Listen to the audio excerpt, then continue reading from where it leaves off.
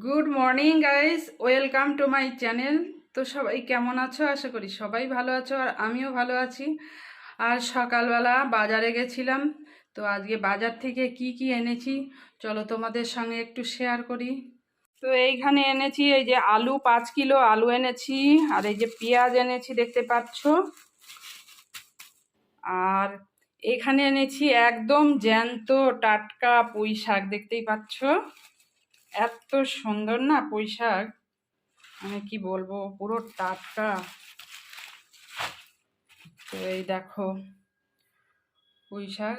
আর হচ্ছে এখানে এই যে ভেন্ডি এনেছি, একদম কচি কচি ভেন্ডি, দেখতেই পাচ্ছ, বেছে বেছে একদম বাছাই করা। আর এখানে এনেছি পটল।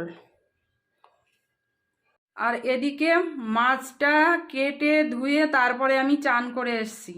তো কি মাছ এনেছি তো দেখাই চলো।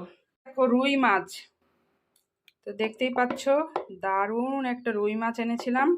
তো রুই মাছটা কেটে ধুয়ে রেখেছি। আর এই যে হচ্ছে দেখতেই পাচ্ছ বন্ধুরা, একদম মানে কি বলবো, জ্যান্ত তেলাপিয়া, দেশি তেলাপিয়া, এগুলো লাইলন টিকা না।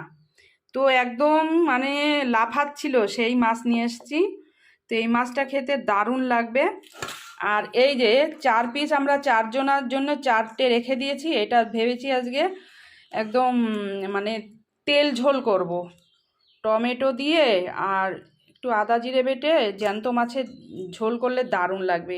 আর এই মাথাটা নিয়ে নিয়েছি, মাথাটা দিয়ে এই যে পুঁই শাকটা করার জন্য মাথাটা রেখে দিয়েছি। তা এইটা রেখে দিই, আর এই মাছটা ফ্রিজে রেখে দেবো এখন।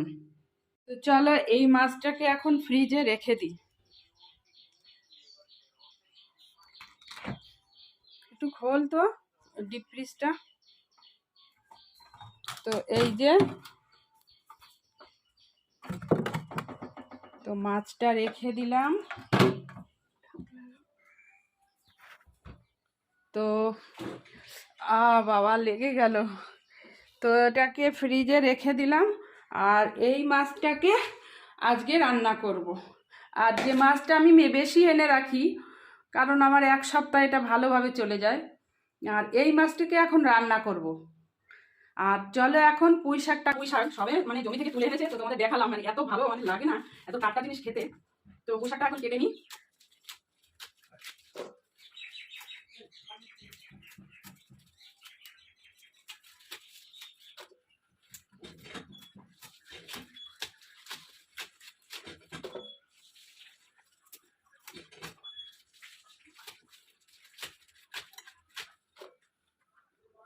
তো আর এই কিছু পাতা রেখে দিই, এই পাতা দিয়ে একটু বড়া করে নিই। পুঁই শাকের বড়া খেতে বন্ধুরা কেমন লাগে একটু বলো অবশ্যই।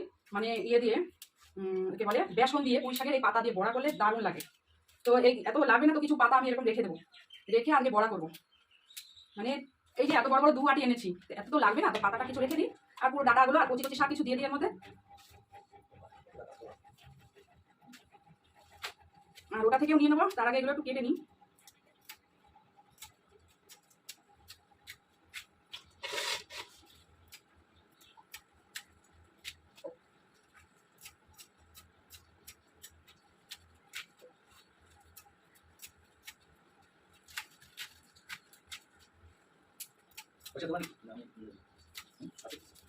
দেখো ব্যাগে কি আছে, ব্যাগে যা আছে তাই তখনই একটু নিয়ে আসলে হয়ে যাবে। ওই যে তুমি তো এরকম বললা না, আমি বললাম ফালতু নিয়ে যাবো, মাছের ঝোলে একটু টমেটো না দিলে ভালো লাগে না। আর হচ্ছে এই দেখো একাটি কেটেছি, আর এটা থেকেও কিছু পাতা রেখে দেবো বড়ার জন্য, এটাতেও একটু কেটে নেবো। ঠিক করে কেটে বেসন দিয়ে লবণ দিয়ে হলুদ দিয়ে মেখে নিয়েছি, এখন বড়াগুলো করে নেবো।